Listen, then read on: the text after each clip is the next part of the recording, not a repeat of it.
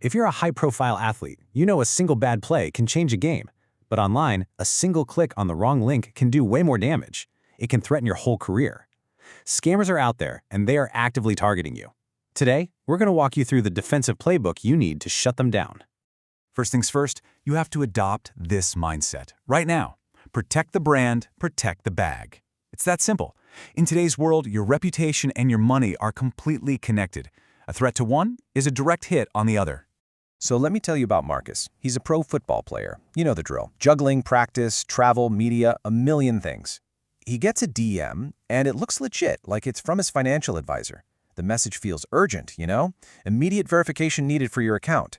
And for a split second, he's about to click. But something just felt off. He paused, made a quick call to his advisor's actual number, and what do you know? It was a scam. A really good one, designed just for him.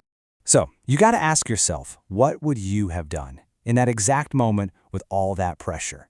Scammers love to use urgency against you. It's their favorite tool. They want you to react without thinking, and it's a calculated play to get past your best judgment. Look, what happened to Marcus wasn't just bad luck. This stuff isn't random. Scammers go after athletes for a reason.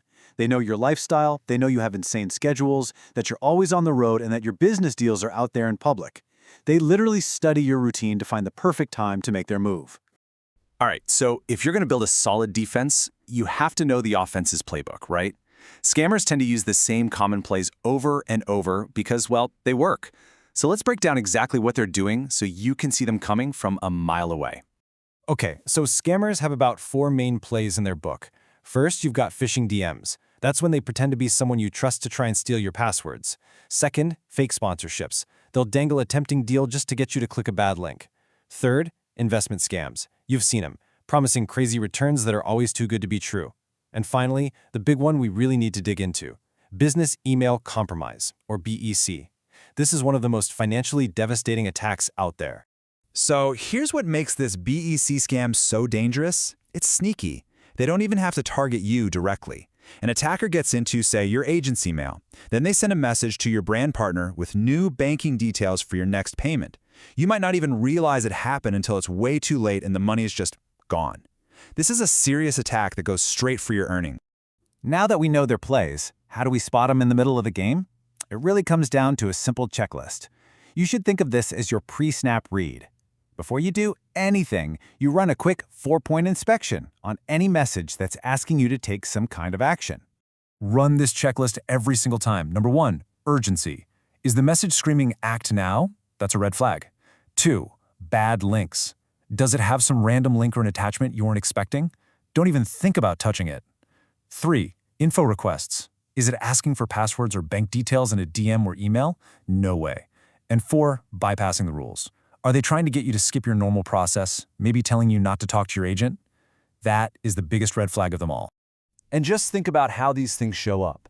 A real opportunity, it's going to come through official channels from people you already know. It follows a process. A scam, it just pops up out of nowhere, usually a DM, creating this fake sense of urgency. A lot of times, the way they contact you is the biggest giveaway. All right, so you ran your 4-point inspection and you've spotted the red flags.